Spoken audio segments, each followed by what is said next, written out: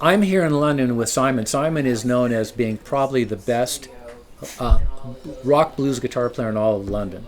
And he's going to show us right now why he is so great, or why he thinks he's so great. And you can't see it right now, but he has an entourage behind him. These are some tattooed up people back here. These people have, I mean, the piercings, so they're sick. These people follow you around? Well, I'm used to them. They just look normal Yeah, to me. I can get that. And anyway, here we go. All right. I don't want you stealing my licks.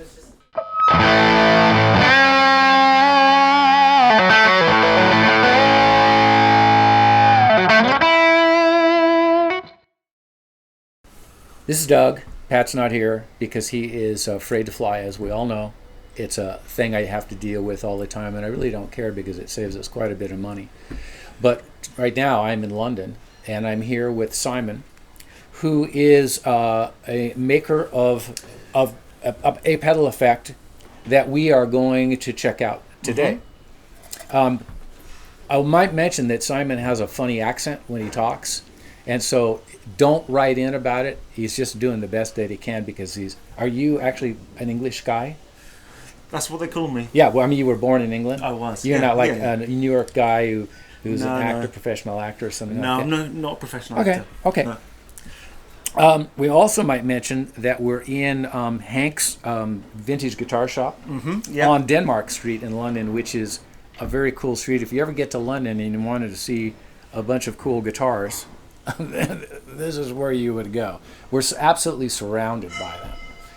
This one is a 58 burst that they have here in the shop. Do you know how much they want for this guitar? I believe it's £165,000. Really?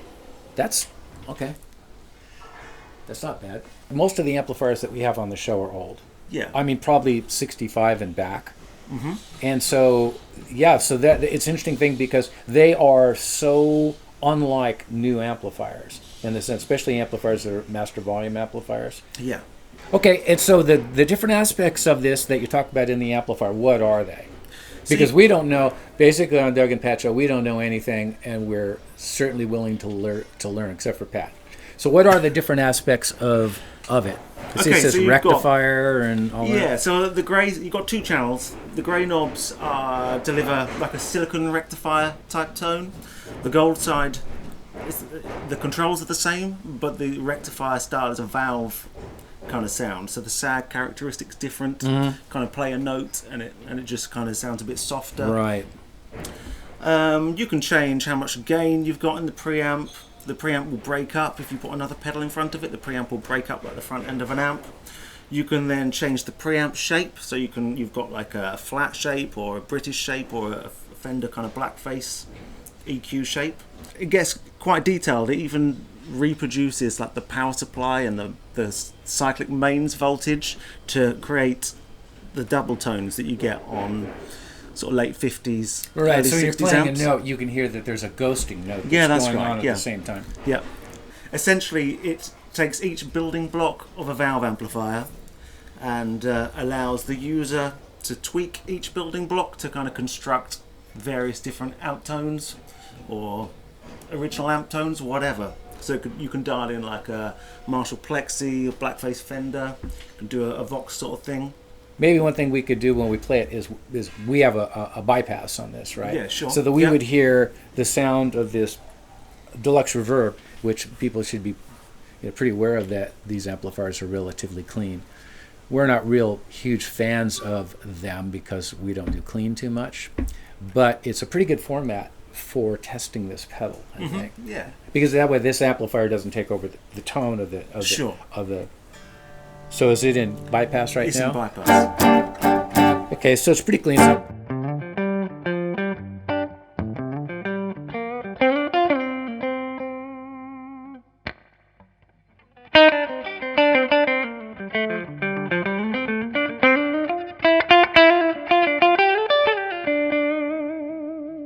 I like the guitar. All the way up.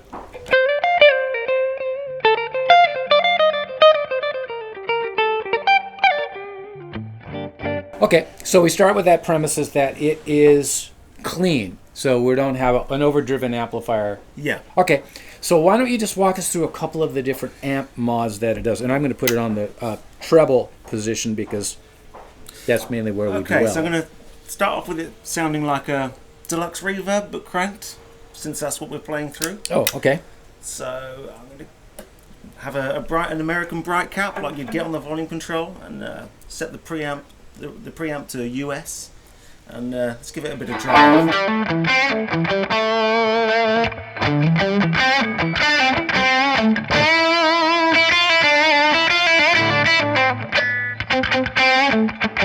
It's bright, isn't it?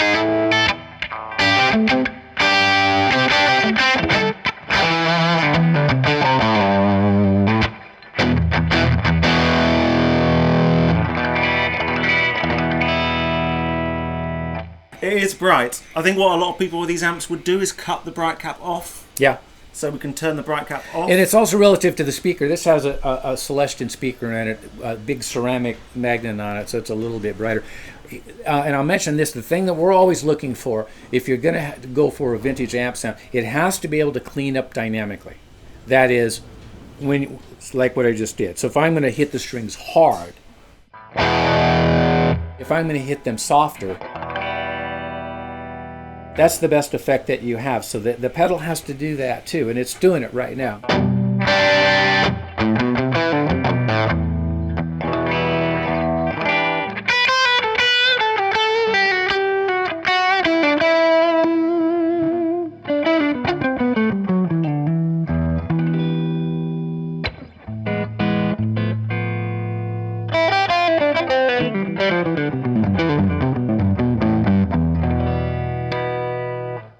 Okay. Yeah. Okay. Let's go for a Marshall thing.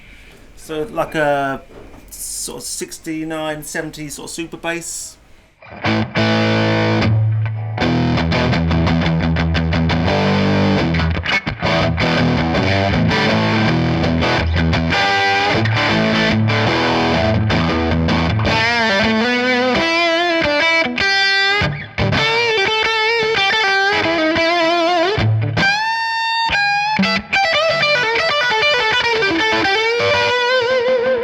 Got a little bit of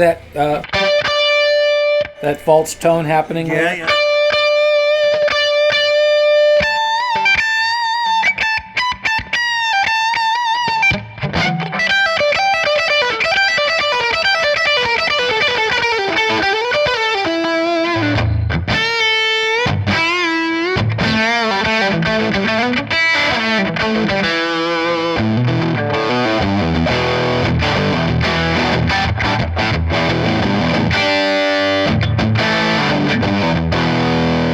It's got a little bit of that English high-end thing when you go up to those upper notes.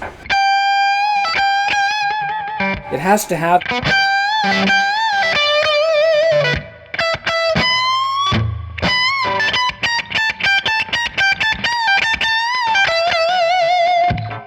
This is like a Paul Kossoff kind of setting. This particular amp kind of setting. I'm really into the Allman Brothers. And I can change it to be a bit brighter.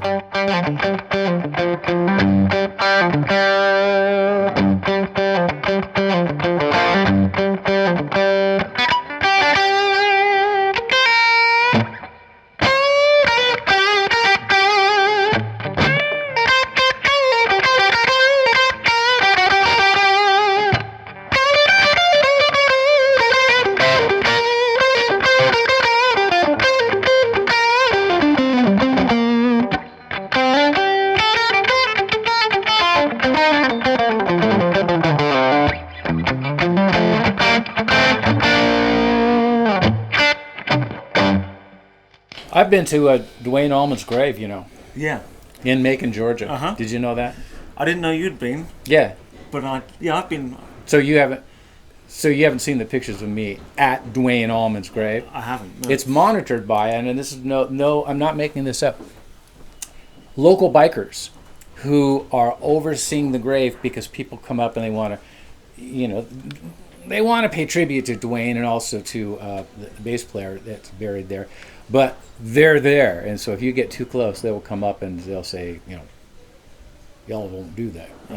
Anyway, yeah. Dwayne was playing through Marshall at the time. Was that what he was playing through? Yeah, that's right. With JBLs. Yeah. Yes, indeed.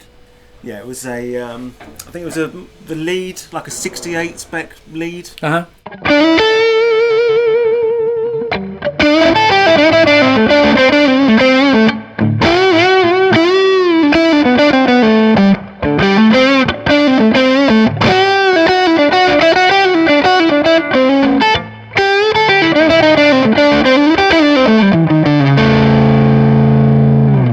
Cool. Should we go for a Tweed thing?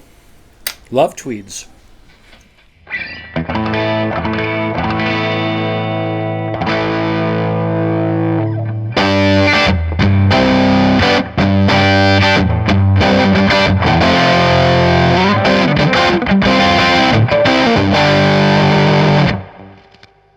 What kind of year of Tweed? Are you into that? Because the tube configuration changed, right? Yeah. They were using those big old tubes, and then they switched. Sure, yeah. So this would be that was like the early 50s when they used those kind of pentode. Yep, or whatever they are. Octal bass. Yeah, they were like tubes. 6SJ7s or some sort of thing like that. And then they went to the 12AX7s and 12AUs and all that. Those amplifiers sound quite a bit different than the earlier ones. Sure, lower gain. I think because you have a lot more flexibility with the type of tube, like with the 12AX7 and those old tubes, a lot of times, A, you can't find them too much, and 2, a lot of them are microphonic. How do I know that? Because we have a bunch of those amps and they're all microphonic. But we like them. When I was in the States, I tried, I went to a shop in Asheville, and there was a load of 50s national amps that I played through. And you don't see them here in the UK. But, No. I kind of wanted to bring them all back with me. But I did notice when I turned them up, they sounded great. But when you stop playing, the amp would just just be squealing. And then they had those old tubes in them. Yeah. There's nothing you can do. I don't think anyone's even making them anymore. And if they are, they shouldn't be. So when we were talking to Joe Bonamassa about doing a reissue of a Fender late 40s, like 48, 49 Fender dual professional, and they used those old tubes. And initially when we talked to him, he said they had a bunch of NOS old stock tubes like that they were going to use. And I said, including like the metal ones? And he said, yeah. And I go, those tubes are horrible. Then we went to his house in December, and he had a prototype there. And he goes, yeah, we're thinking about changing those over to 12AX7s. And I go, I usually, if you're going to do a reissue, do the reissue. But in this case, I'm not going to argue about that because those tubes are just terrible. So what are we on right now? We're on the Tweed Deluxe. So this is be like more like a 60 sort of Tweed sound, because the phase splitter in this is more like 60s phase splitter rather than the concertina kind of 50s style. So of course. It sort of breaks up. Yeah, like that.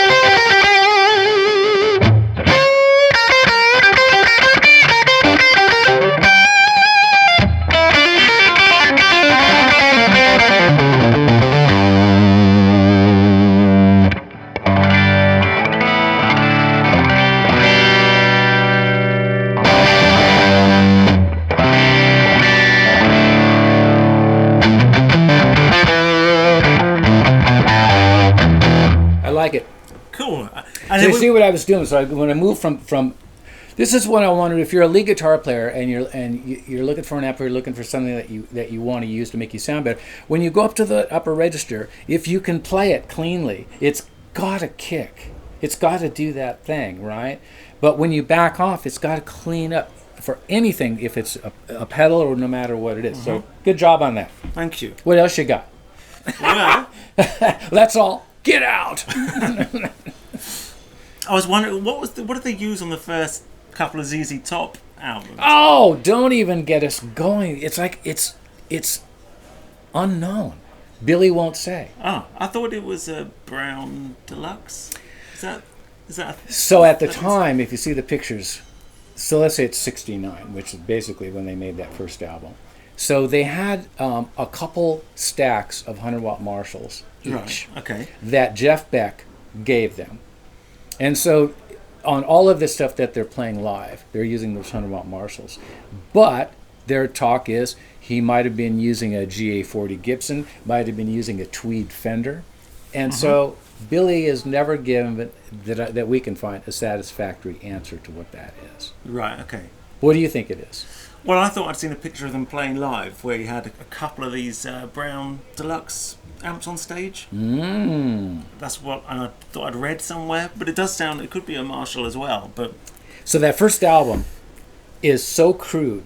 It's recorded like what we're doing right now, with just a microphone. But the thing about it is, it's so revealing. It's one of the best sounds to us of an original burst through something with like nothing on it, and its sound is just so unbelievable. It's just so unbelievable.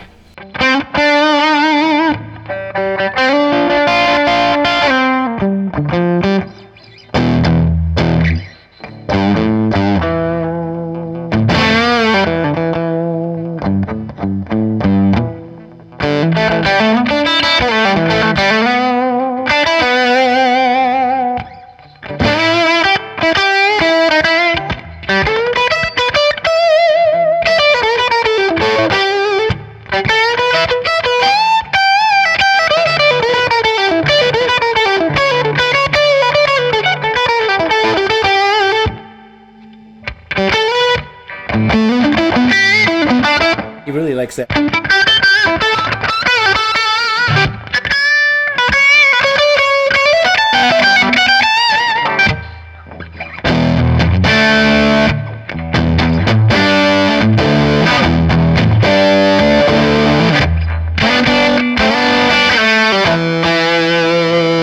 I don't know. I don't know what he's using on that, but I sure like it. Yeah. I've heard you talk in some of your other videos about as you get higher up the neck, you should hear like something coming out of the tone. Yeah, I mean, it should be a reward that's waiting for you, right? And so think in terms of an acoustic instrument. Like, let's say, like to me, the best one's going to be a violin. So as you go from low to high, what you're not really getting is you're not adding bass. You're just changing register. And then you pick up the tonal characteristics of the strings and the amplifier as you move up and down the neck.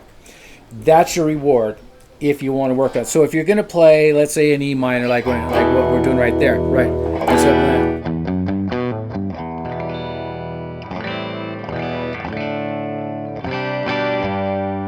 clean.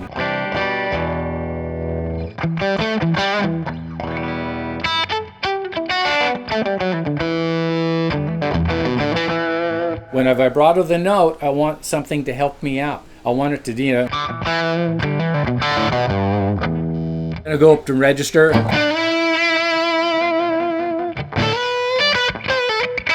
So if I'm gonna play it clean, like, got to have something going on there. Otherwise, it sounds like a synthesizer, right? Okay, So if it sounds like a synthesizer, that is called a contemporary guitar amplifier. And you don't.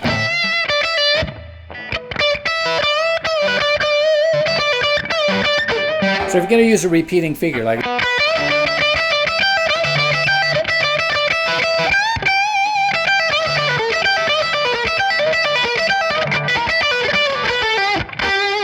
You want it to change tone and do something. So then if you go up to the upper register,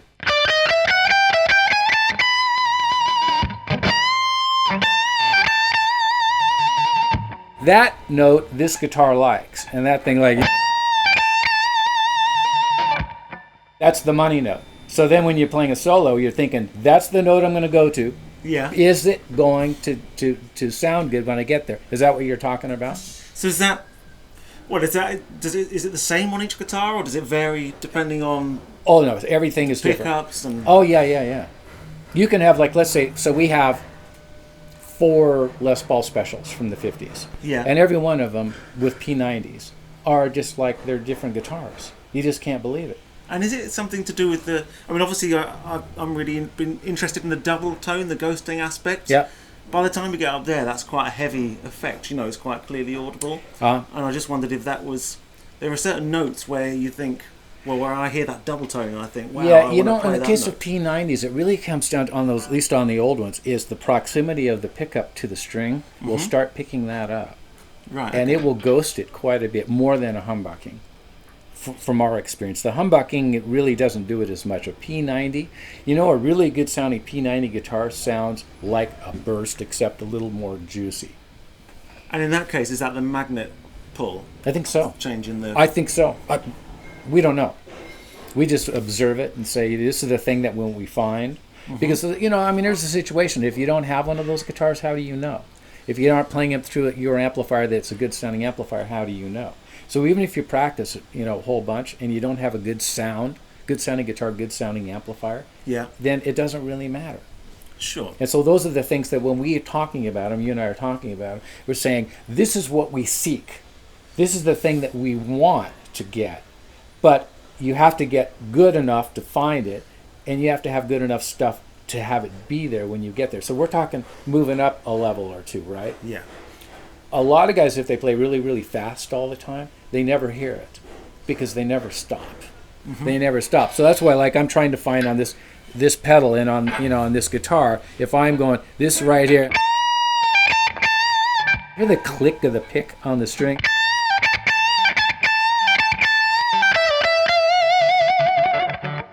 That's a characteristic of PAFs, and we're getting it now. Bypass the pedal effect. How about if I turn the guitar up? Okay. Sounds a little closer to a banjo. It's still articulate, and it's still got that the pick attack still. Now it sounds average because I'm not real fond of these blackface amps for doing that. So what we're doing here, it seems like we're going towards, can we find the sound of the amplifiers that do it? I'm a real big fan of English amps. Yeah. And Tweed Fenders. Those are the amplifiers that I love. Oh, and Gibson GA40s. Fabulous sounding amplifier. They'll all do that. The GA40 actually sounds very Vox, has a tone circuit like a Vox. But here's the thing. That sounds like Peter Green. So it's a woman tone, like the Clapton thing. Is that all the way off on the tone? Or Well, is it- Pat and I argue about that because he hates that sound.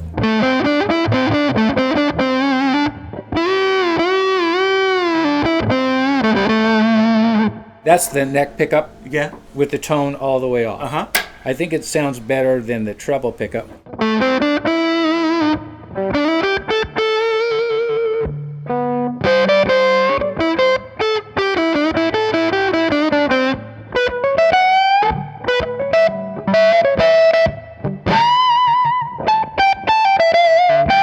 Which is not really quite right.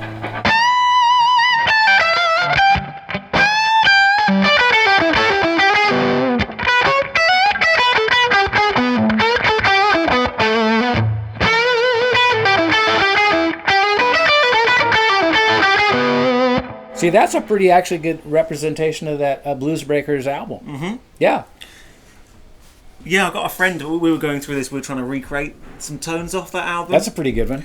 And we've got this. We got some EQ on here, and we found that if we boosted the treble up, it got some of the tones because there's somewhere you can hear all the harmonics have been sort of accentuated. Yeah. And I guess someone on the board maybe just boosted the treble on his sound. Right. And so I think people are like, oh, did he use a blues breaker or did he not use a blues breaker? It doesn't sound like a blues breaker on certain tracks. But I think it's You mean just that post-production. Marshall amplifier? Yeah. Yeah, I don't know if they did much in production in those days. I mean, if you listen to that album, some of it has to do with the fact that, let's say we're talking about Hideaway, and that last chorus he does on Hideaway, he plays quite a bit better on that than he does pretty much on the whole entire record, even though he sounds really good. But when he does that, when he goes up to that, you know, he goes up there.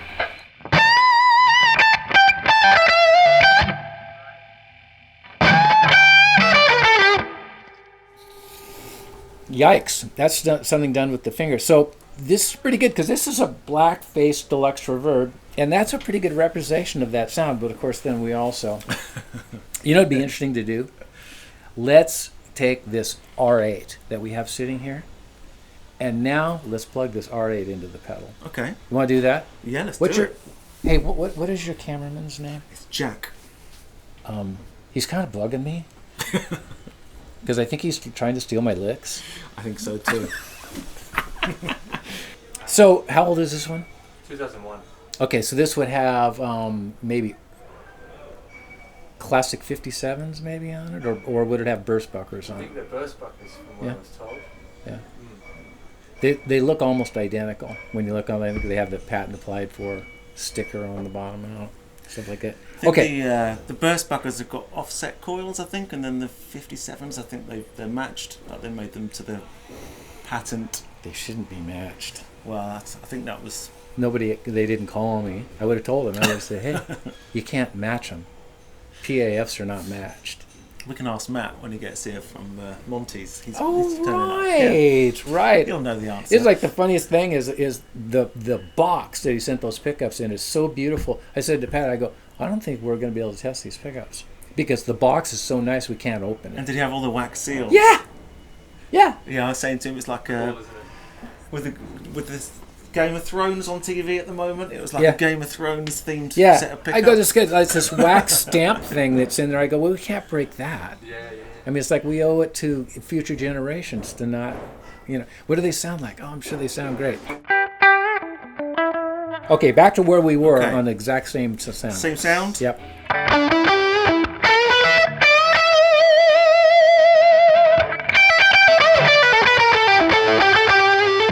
That does not sound the same.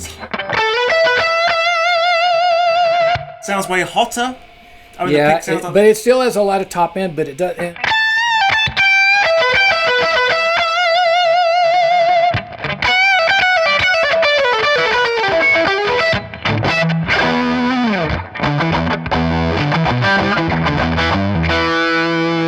It sounds buzzier to me, is what it sounds like. It doesn't seem to have the same subtlety and dynamic variation as that one. Correct. But it's cheaper. So then what you do is then you have Monty's that you pop in here. Yeah. And then you start the thing about trying to fix it because we can get that sound, that blues breaker sound, which I think is a great sound, out of this through this Deluxe with that guitar. Mm-hmm. So we pretty much just basically eliminated the amplifier from the chain, which is, since we can't find them anyway, right? But that's very clear difference, isn't it? I mean, It's very clear I to don't know me. whether All of a sudden it across. sounds very average. Now as a player, when I'm playing and I'm just going, now I'm fighting the guitar instead of the guitar helping me. It's like if I have a Ferrari and I need to go 220 miles an hour, I don't want to be driving something that doesn't do 220 miles an hour. It's like, and this guitar doesn't do 220 miles an hour.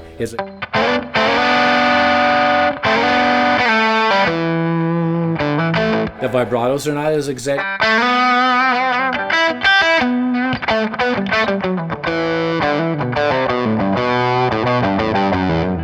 Why is that an important point? If somebody has an R8 and they're not achieving the sound they want, and then they order this, Yeah. and even though we can get those sounds, but they still have to factor in the thing that there's other things going on here that they need to deal with. Yeah, absolutely. And we did a show on how do you get that tone, and we took a cheap Abonomos model, and we took everything out of it, and we put everything back in. We changed the pots, changed the pickups, changed everything, and everything made a difference. Every single thing on it made a difference. We weren't using an overdrive or anything. We never use overdrives. We're just plugging directly into an amplifier. Oh, and I went down to the local music store and got a Fender amplifier down there. So Yeah. you stole it? Is that right? Was Well, that the episode? hey, I was just trying to get an amplifier. So that's my guy at that store. His name is Noah, Right. and he'll do anything I ask. Anything. It was perfect. It was great. Well, I think we've answered that question. This is not a 58 Les Paul. It's just made to look like one. So What do you think of the guitar? I'm gonna it has the pick it up. it has the characteristics sonically of a burst. The neck is a little thinner, which I like. I'm not a big. This is just personal preference. I'm not a big fan of a huge neck. Yeah. I would probably raise the pickups up a little bit, not the neck pickup, but the bridge pickup just a little, maybe just for me. And but other than that, I think that it sounds really good. It looks good. It does the thing with the high end roll off on the on the volume pot. It's a really nice neck profile. It's definitely, to me, very much more like a 60, which has been slighted quite a bit. Early 60s until probably maybe June of 60 had 59 necks on them, Right, okay. which were larger. Yeah. And then they got slim pretty fast. Other guitars like 335s, 345s, 355s were already slimming down quite a bit. Interesting, and when we were talking to Bonamassa, he has gone from liking 59 profile necks to liking 60 profile. Yeah, I necks. noticed that he was saying that. Yeah, and here's the funny thing is that those guitars are worth less. So he's really happy with that. So now he's selling off a bunch of his 59s and buying a whole bunch of 60s, and they also retain the red color too. Okay, so I was saying to you that I have a couple of 345s. Yep. So I've got one that was made in December 60 and one that's made in January 61. And I bought the 61 first, and I loved it so much I thought, right, I'll get another one of those. I don't know, because my brain sort of works in crazy ways. Yeah, because you're messed up, sure. That's why we're all here in this music store. But then the one that I got that's December 60, the neck profile is completely different. The 61 is so? very flat and it's got like a lot of shoulder. The 61. Yeah. Yeah. And the 60's got absolutely no shoulder and it's hardly any neck there at all. It's really, really thin. Yeah. Really, Is that the 61 and but there's only a month between them. they should be almost the same neck, but it shows a lot more about that. These guitars really, bottom line was that these guys were sanding these necks by hand. But those necks on those guitars are called blade necks because they're very, very thin. Yeah. And if you go to Charlie Gilbert's site, OK Guitars, he talks about that. That's a comfortable neck to me. And the reason that they made that neck was because that Fender guitars were getting really, really popular because they had a fast, slim neck. Right, okay. When did the Fender guitars go from being chunky, having chunky necks to slimmer necks? Well, probably starting 57 or so. So yeah, and briefly, so Strats were in 54, came out basically 54. Some of them, Intellis too, had slight V sort of thing to the neck. And they were kind of chunky, and they started getting slimmer as they were moving 57, 58, 59. 59 is actually a pretty slim neck. Right, okay. Yeah, very slim. And did Gold Top 57s, did they have chunky necks, or Yes. They chunkier did. than a 58, or similar kind of thing, or the same? About the same, but oddly enough, Les Paul Customs in that same era, some of those have a neck as big as this. Right, okay. Isn't that weird? It's like they're like, who's making these guitars? Yeah, There's my wife in there. I hear her back there. With the hollow body, it gives me more. It's more about the dynamics. I think that I've noticed more difference there. This will sustain more. Yep. But as I play softer and louder, dynamics doesn't. I found that change ES as much. guitars feel to me like they're more alive, like they're more connected to you as a player. Absolutely, because they're partially acoustic, even though they are partially solid. And Les Paul guitars are a lot more consistent up and down the neck because they're solid to me. They will vary quite a bit, but compared to an ES, that's the thing about them is that it's a slightly flawed design. Is that they're not great everywhere, but they're really, really great in a lot of places. So you talking about dynamics? So this is consistent. You get a consistent volume out of it. Everything about the volume, about the way that the note sustains, about the way that it changes tone, which is called bloom on a vibrato, all that stuff. Those guitars seem like they're more responsive to your fingers. Yeah. Although this is very responsive to your fingers. So let me try that again. And I'll try and be a bit more dynamic. Well, do the best you can. I'm always doing the best Yeah, I and can. you people just settle down back there. Go on another Altamont.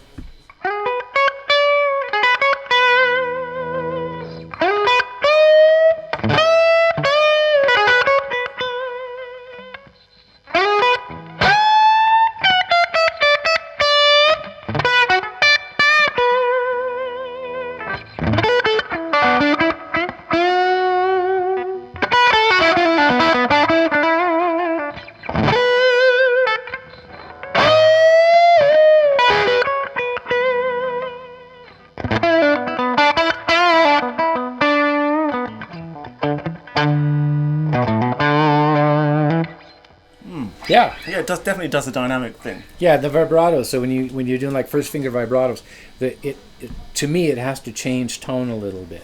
It has to. It can't go. It can't go. And that's it's called bloom. And these pickup winders, we talked to them about it. They go after that. What is that about? It's about the unbalanced coils on early PAFs. Yeah. They're not the same. It's the design, the Seth Lover design. They messed it up. The design was each coil is exactly the same, but they're not the same because they go, well, let's just the shape of the coil and all that stuff. Yeah. The thing about it is, it's good. So I want to hear like, a really good example of that bloom. Yeah. Just because having watched the videos, I've heard it, the term used a lot. Yeah. But I'm never quite sure whether I understand exactly what quality it's referring to. Okay. Can you give us a really good example? Let's see if it'll do it. Okay, so when I vibrato a note, let's say it's not doing it that much.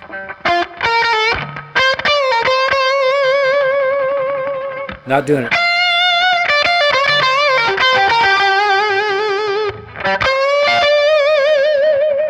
There, hear that? We go. Ow! Okay.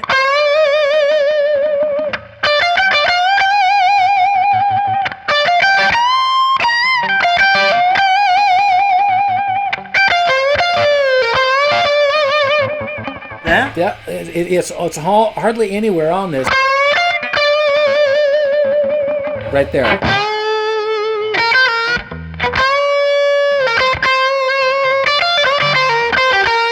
It's not doing it too much.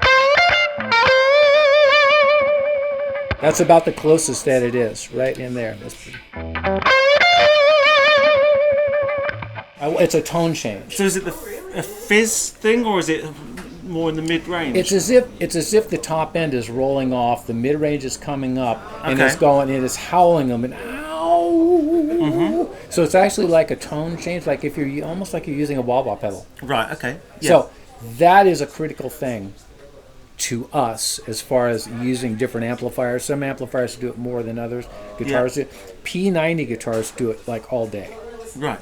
Monty's here. Monty? Hi there, Matt. Matt? Yeah, it's well. Oh, Matt. That's his. Matt and Monty's all the same. How you doing? Yeah, good to see you again, man. Good meeting you. I've seen you many a time on a computer screen.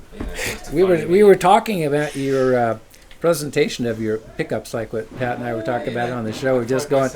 I don't think we're going to be able to try these because it's so beautiful that if we break the wax seal, then we can't hand it down to our children and to their children. But we did anyway. This PAF thing, the idea of that initial pickup was not what they made. That is, the initial pickup, the design of it was that you were going to take a 10,000 wind coil and you're going to split it in half. Yeah. And then you were going to wire it in series so that they were posing each other electronically. Yeah. But the coils needed to be balanced in order to totally be humbucking. Yeah. But they weren't.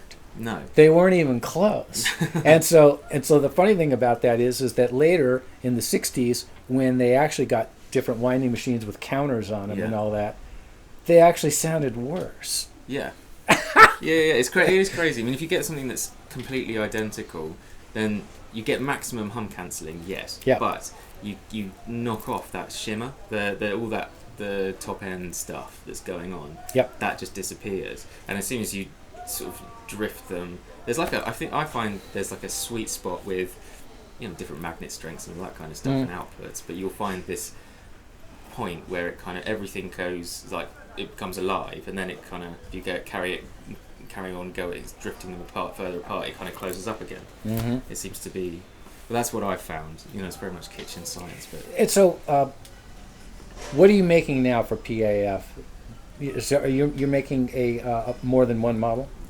No, well, we do our standard one, which is the same, exactly what you tried on your show, and we do ones that are a little bit hotter if people want them. Right. I tend to steer people to keeping the neck one kind of as it is. Maybe, if anything, drop a little, and then beefing up the bridge one. Yep. Because sonically, I think the bridge one can take that, the extra mids that you get when you start to overwind. I agree. And these, so we drop these down just like this. Mm-hmm. We get these away because they tend to.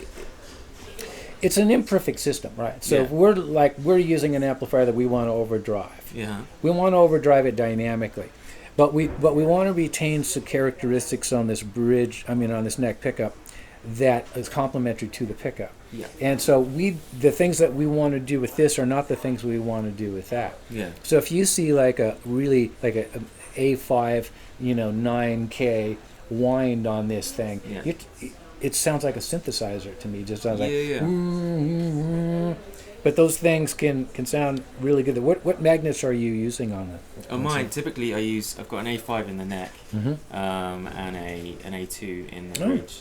The A2, because the coils they're fairly offset, and the pickup with anything more powerful gets really bright. So the A2 kind of smooths that off a little bit, and keeps that kind of sort of telly twang thing going on. Right. Which, Right. man, I mean, to be honest, I'm a telly player. That's what I started on. That's always where I veer towards. So it's why all the PAFs that I played, I was lucky enough to play. They all the ones that sounded like a telly. It's where I went. We had Joe Bonamassa. We've been lucky enough to have Joe like us. Yeah. And so when we had him, he came over to my house where we filmed the show. Yeah, Molly was just telling me. Yeah, and so the first thing I said to him was, he didn't really know what to expect. I said, so you play these Les Pauls with these pickups on them and all that. What is it about these old humbucking pickups and these guitars that you would describe as something that you're seeking? And he goes, low output and a lot of clarity. Yeah. And I said, so do you think that that clarity can be something that can be revealing about somebody's technique? And he said, oh yeah.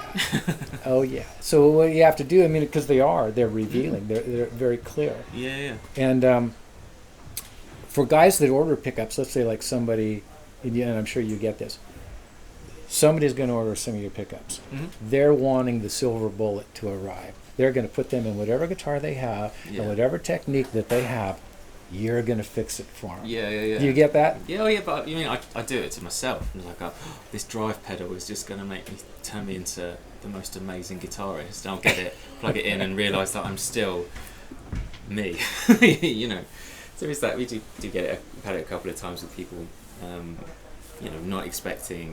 getting it all that they're expecting. Because everybody talks, when you talk about PAFs especially, everyone said they will change everything. Your tone, everything will be better, everything. But still, if your fingers aren't doing what they should be doing, it's not going to sound great. Or you have a bad amp. It's like, so to us, so we've kind of taken things apart and we just go. So we did one with two-part thing on how do you get that tone we wanted to talk about. Let's get a guitar that's a non-expensive guitar. So we've got a Bonamassa Studio. Yep. And we changed everything in it. Changed the pots, changed the pickups, Yeah. and we ran it into a generic. I went into the local music store and they said, what is the most popular under $1,000 tube amplifier in this store? And he said it was the Fender, whatever it was, with a generic ugly speaker in it. And I go, okay. And so we took that and we started with that. And it was obvious that when we moved to better amplifiers, that the amplifier was actually as much of a factor, if not more, than the entire guitar. Yeah. But when we changed the pickups then to something else, in which case what did we do? We changed them to Seymour Duncan Antiquities, some sort of generic thing that you can buy.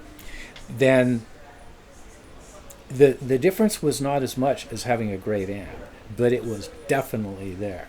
So if you're selling pickups to somebody that has a really bad amp and can't play, and they're expecting all of a sudden for you to fix that sort of a thing, it must be a little bit of of a dilemma, because I hear this from pickup makers a lot. Yeah, I mean, people people think, well, they read lots of stuff, and there's tons of information out there, some good, some bad, and everything. And people kind of have an impression of what one thing can do. I mean, the thing is, a pickup is what fundamentally turns the movement of your string into your electronic signal. So people say it's just magnets and wire, but it's not really. It's a bit more than that. It's the thing that's the start of your signal chain. So it's got to have, you've got to have that as good as you can be, and then anything down the chain makes a difference. I mean, Hendrix was like bright amp, bright guitar, long, dull, curly quiet. Yeah. I mean,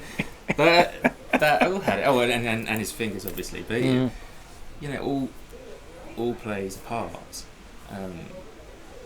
It's see it in lots of industries too. I mean, take like bikes and all that kind of stuff. Mm-hmm. Everybody's like the lightest wheel or this, that, and the other, and everything will make a difference. Will it turn you into a Olympic cyclist? Yeah. I'd like to think so. Yeah. Well, that's why I have 10 bikes.